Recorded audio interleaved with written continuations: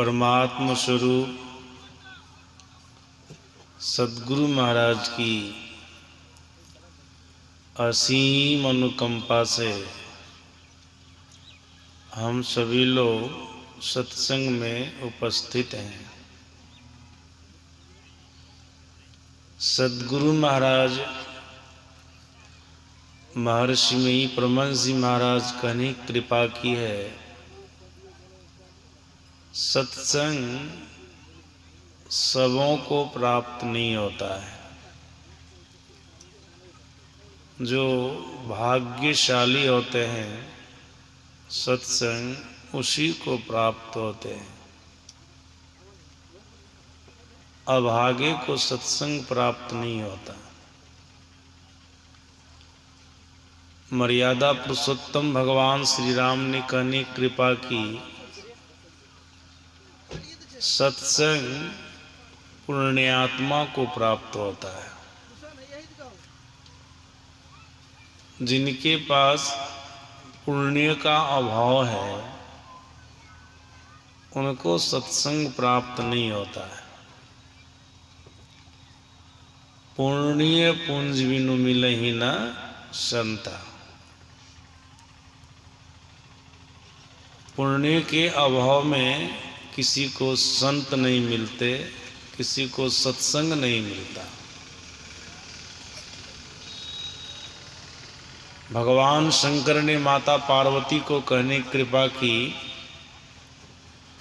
सत्संग उनको प्राप्त होता है जिनके ऊपर हरि परमात्मा की कृपा होती है। जिनके ऊपर हरि परमात्मा की कृपा नहीं हुई है उनको सत्संग प्राप्त नहीं होता है। सद्गुरु महाराज जी के वचनानुकूल हम आप भाग्यशाली हैं,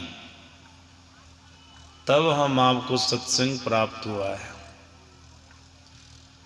मर्यादा पुरुषोत्तम भगवान श्री राम के वचनानुकूल हम आप पुण्यात्मा हैं, तब हम आपको सत्संग प्राप्त हुआ है।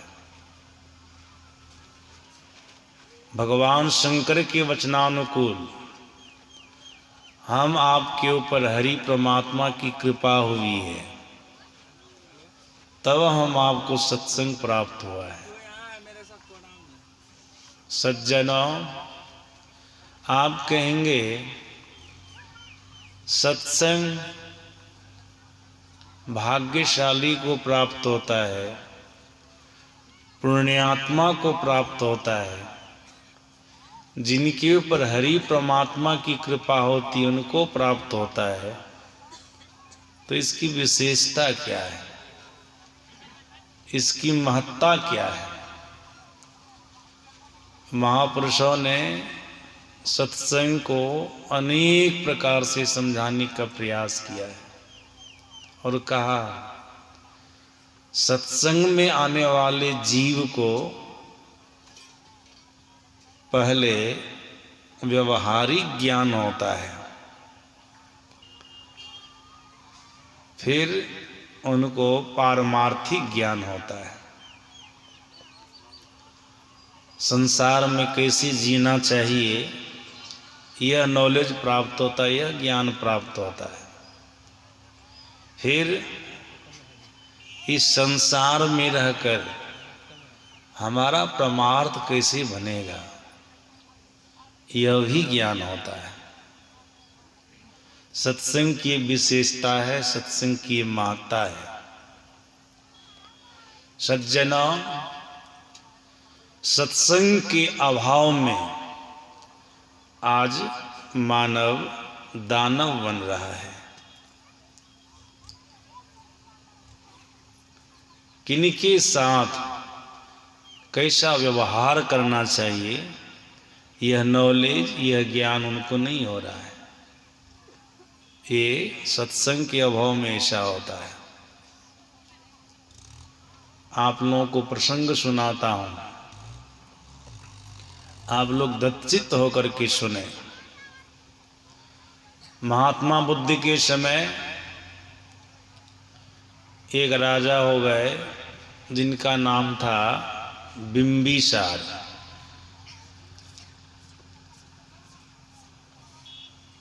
उनका विवाह हुआ था, कई वर्षों तक कोई संतान उनको नहीं हुई थी। ये महात्मा बुद्ध के शिष्य थे,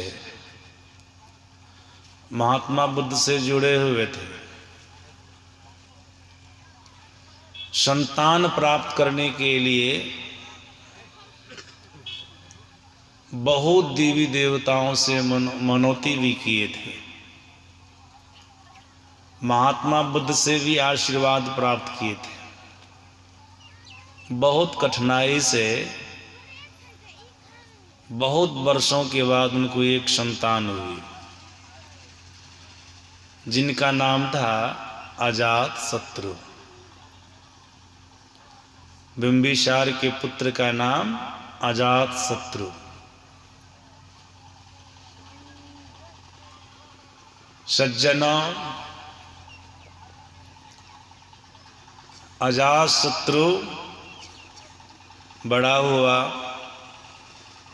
पढ़ लिख करके तैयार हुआ, विवाह भी हुआ।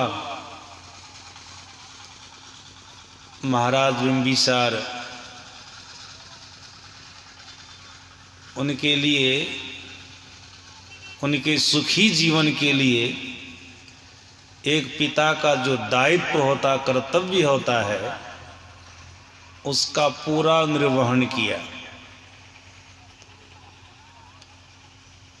लेकिन पुत्र के अंदर में पिता के प्रति जो कर्तव्य होना चाहिए, उस कर्तव्य से वह वंचित रहा।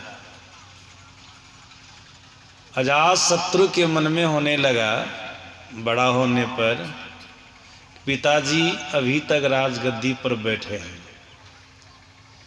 पिताजी को चाहिए राजगद्दी हमको सौंप दे, अपना फ्री हो जाए। इसके लिए अपनी प्रजाओं से कहलवाए, अपने मंत्री से कहलवाए। लेकिन पिताजी बिंबिसार के मन में था, एक पुत्र है, जब तक हमारे शरीर में सामर्थ्य है, शक्ति है, तब तक मैं अपने से राज का संचालन कर रहा हूँ। जब मैं अशक्त हो जाऊंगा, करने लायक नहीं रहूंगा, तो फिर कौन करेगा? यही करेगा, एक ही बेटा है, करेगा कौन? यही करेगा। लेकिन बेटा के अंदर में जल्दीबाजी थी कि हम जल्दी राजा बन जाएं, इनके अंदर में ऐसा ख्याल था। सज्जनों, कई बार अजात शत्रु अपनी प्रजाओं के द्वारा, अपने मंत्री के द्वारा पिता बिंबिसार से कहलवाए कि हमको राजगद्दी दे दे, युवराज पद सौंप दे, अपना फ्री हो जाए। लेकिन बिंबिसार के मन में यही था कि हम जब तक चलने लायक हैं, चला देते हैं। सज्जनों, देखते हैं ना समाज में, जब तक माता पिता के शरीर में शक्ति रहती है, तब तक सोचते पुत्र के लिए और कुछ कर दे, और कुछ कर दे, उनके सुखी जीवन के लिए और कुछ हम प्रयास कर दे, जहाँ तक हमको बन सके कर दे। ये तो पिताजी का ख्याल रहता है।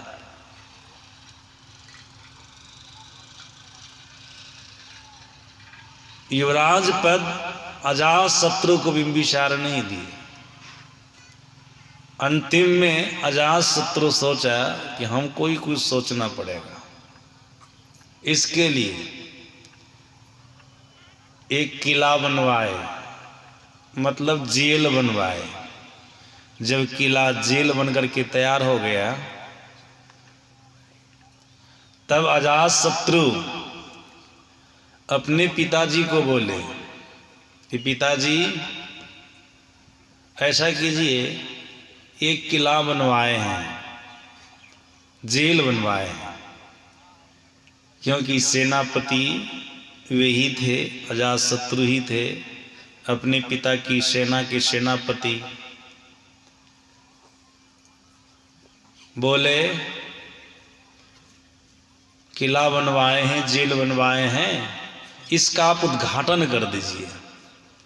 भीतर में कुछ और था। उद्घाटन करने जाएंगे तो पिताजी को गिरफ्तार करके जेल में बंद कर देंगे। देखिए कितना कठिन से पुत्र को प्राप्त किया था। कई वर्षों के बाद, विवाह होने के कई वर्षों तक पुत्र नहीं हो रहा था। देवी देवताओं से मनौती किए, महात्मा बुद्ध से आशीर्वाद प्राप्त किए, बड़ी कठिनाई से एक पुत्र हुआ है।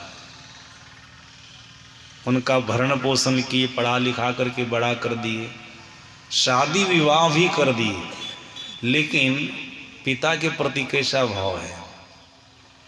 पिता बिंबिसार तो अपना कर्तव्य का निर्वहन कर रहे हैं, अभी भी सोच रहे थे कि पुत्र अभी अपने माथे पर काहे लिए राज का भार लेगा, हम ही लेकर के रहते हैं।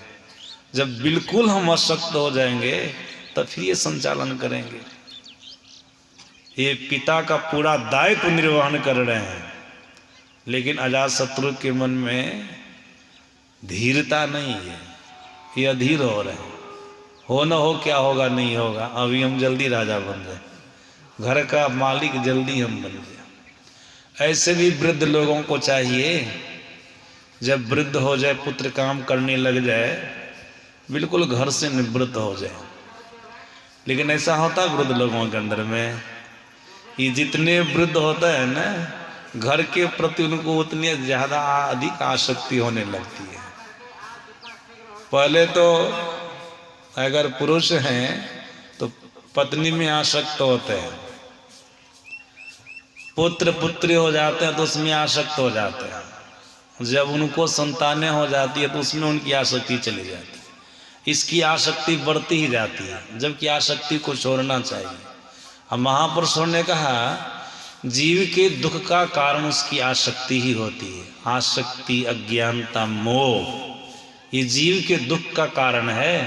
कागभूषुंडी ने पक्षीराज गरुड़ जी को कहा था, गोस्वामी तुलसीदास जी महाराज ने रामायण में लिखा, मोह सकल व्याधिन कर मूला। मोह, आसक्ति, अज्ञानता जीव के सभी दुखों का कारण है, सभी दुखों का ये मूल जड़ है। इसको जल्दी लोग समझ नहीं पाते हैं। सज्जनों, सत्संग में आने पर ही उनके अंदर में नॉलेज होता है, ज्ञान होता है। सदगुरु महाराज जी ने कहने की कृपा की है, सत्संग क्या है? सत्संग जमीन है, भूमि है। जैसे जमीन से, भूमि से अनेक प्रकार के पौधे उत्पन्न होते हैं, अनेक प्रकार की फसलें उत्पन्न होती हैं, वैसे सत्संग से अनेक प्रकार का ज्ञान प्रकट होता है। मैं तो आपको भी सुनाया था, सत्संग से व्यवहारिक ज्ञान होता है, पारमार्थिक ज्ञान होता है, इसी में बहुत कुछ समाया हुआ है। सत्संग में आने वाले को बहुत प्रकार का ज्ञान होता है। बिनु सत्संग ज्ञान न उपजे, कर ले जतन हजार रे। आपके सुखी जीवन के लिए अगर कहीं ज्ञान है तो वह सत्संग में है।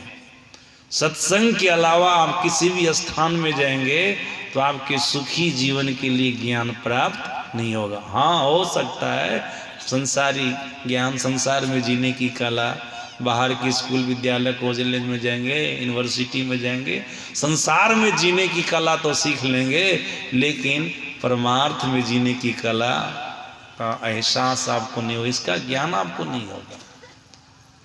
परमार्थ का ज्ञान आपको वहाँ नहीं होगा। परमार्थ का ज्ञान तो आपको एकमात्र सत्संग में ही होगा। सज्जना, लोगों को आसक्ति हटानी चाहिए अपने घर परिवार से। वृद्ध हो गए तो फिर अपना मुख उधर से मोड़ना चाहिए, लेकिन लोग अपने मुख को उधर ही जोड़ करके रखता है, उधर ही जोड़ करके रखता है।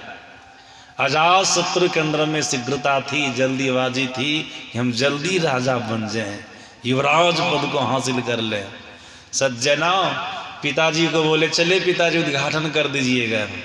देखन यहाँ पर भी फीता काट करके मंच का उद्घाटन हुआ ना, ऐसे उद्घाटन कर दीजिए, तब न कैदी सबको बंद करेंगे। उद्घाटन तो यहीं से शुरू होगा, पीते के पास से उद्घाटन शुरू होगा। ऐसा सब बेटा समाज में बहुत है ना, जो माता पिता को सताने वाला होता है, देखिए क्या होता है, कितना बढ़िया से फुसला करके पटिया करके ले जा रहे हैं पिताजी को। पिताजी तो उनके भीतरिया बात को नहीं जाने, जैसा बेटा कहा वैसा किए, चले गए उद्घाटन करने के लिए। जैसे जेल का उद्घाटन करके अंदर घुसे न, वैसे अजात शत्रु कहते हैं पिताजी आप कैद कर लिए गए, सावधान हो जाइए, अब आप जेल से बाहर नहीं जा सकते। अपनी सेना का आदेश करते इनको गिरफ्तार करो। गिरफ्तार किया, उनके सिर पर राजमुकुट था, राजमुकुट उतार लिया। जिस पुत्र के लिए पिता ने कितना प्रयास किया था कि हो जाए, इसके बिना हमारा दाम्पत्य जीवन सूना है। और ये भी जानता था कि धर्म ग्रंथ कहता है कि पुत्र के अभाव में दंपति को स्वर्ग की प्राप्ति नहीं होती है। आज स्वर्ग की प्राप्ति के ख्याल से भी जो पुत्र को चाहा था, वो पुत्र पिताजी के साथ क्या कर रहा है, क्या कर रहा है। सर पर से मुकुट ले लिया, अपने सर पर रख लिया, अपना राजगद्दी पर जाकर के बैठ गया, पूरे राज में ढोला पिटवा दिया, पूरे राज के लोगों को जानकारी दे दिया कि हमारे पिताजी से जेल मिलने के लिए कोई नहीं आ सकते हैं, सबको प्रतिबंध, और इनको खाने पीने की कोई सामग्री नहीं दे सकते हैं।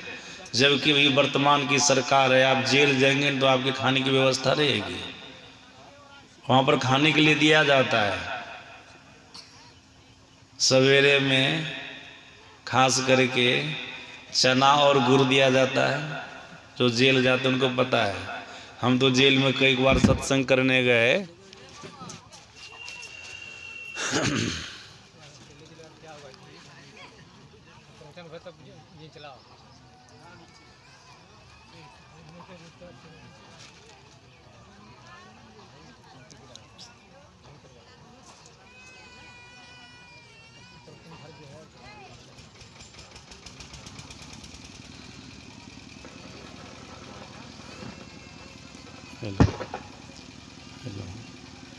श्री सद्गुरु। हम तो कई बार जेल सत्संग करने गए तो देखे हैं, एक दो बार जेल में खाए भी हैं। कुछ जेली कैदी लोग सब कुछ बना के खिलाए। सत्संगी सब भी बहुत जेल में है ना, भले ही जन्म में पाप कर्म नहीं किया, लेकिन पिछला बचा हुआ था तो सत्संगी होकर के उनको जेल जाना पड़ा। कर्म का फल तो भोगना ना पड़ता है, अब का नहीं तो तब का, इस जीवन काल का नहीं तो पिछले जीवन का होगा बचा हुआ। घूस घास दे करके बच गए होंगे तो इस समय सेट हो गए हैं। बस नहीं भी गलती किए तब भी आप जेल, तो कहते हैं हम सत्संगी कुछ हो नहीं करते हैं और तब भी हम जेल आ गए। अभी नहीं किया, पिछले जन्म में कुछ नहीं किया, पता है आपको पिछले के जन्म में क्या किए नहीं किए इसका कोई ठिकाना नहीं, उसका परिणाम तो भोगना ना पड़ेगा।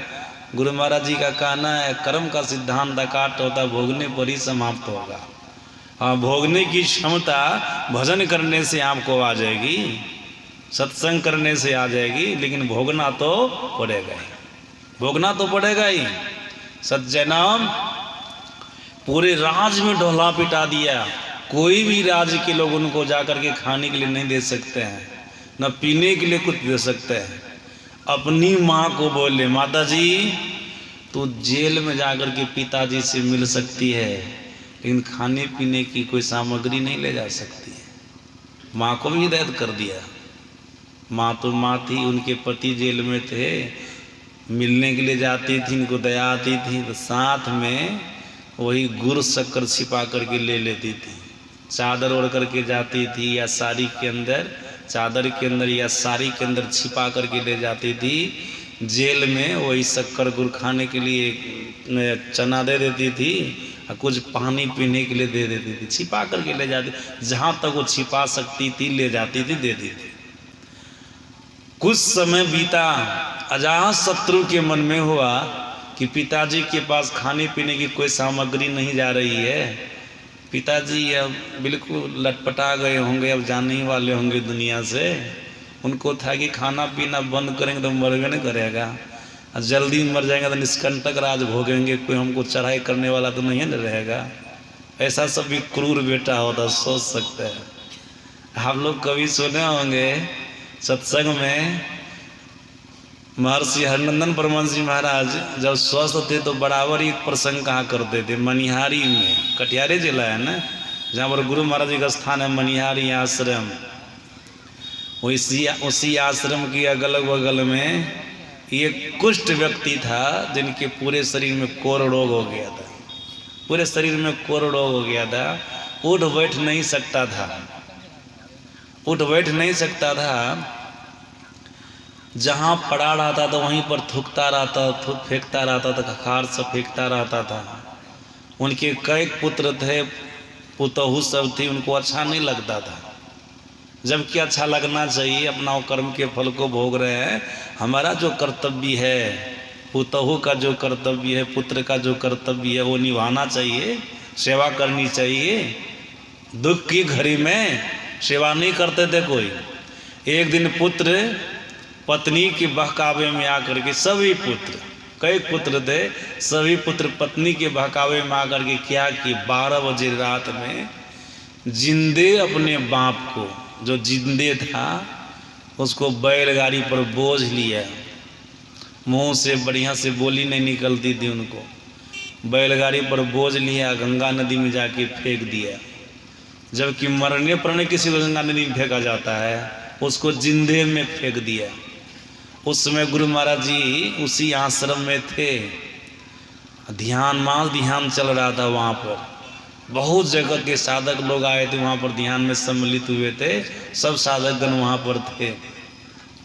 जब प्रातः काल शौच करने के लिए गए न, देखते गंगा नदी में एक आदमी उब डूब कर रहा है। कभी डूबता था, कभी उगता था। जिंदे ने डुबाया था, मरा नहीं था। गंगा नदी का आदमी था, तैराक आदमी, जल्दी डूबा नहीं तो पानी में फेंकने के बाद अनारी आदमी डूबिए जाता। 12 बजे रात में फेंका था। वो पहले तैरने के लिए जानता होगा, तो किसी तरह से ऊपर था, पानी के ऊपर। तैरने वाला देखते हैं पानी में सो जाता, तब भी नहीं डूबता जल्दी, उसको अपना तरीका होता पानी में रहने का। तो कुष्ठ रोगी था, लेकिन तैरने के लिए जानता, तो कुछ ज्ञान था, तो पानी के ऊपर था, उब डूब कर रहा था। ठंडा का मौसम, तब भी कई घंटे रह गए पानी में। सज्जनाओं, जब साधक लोग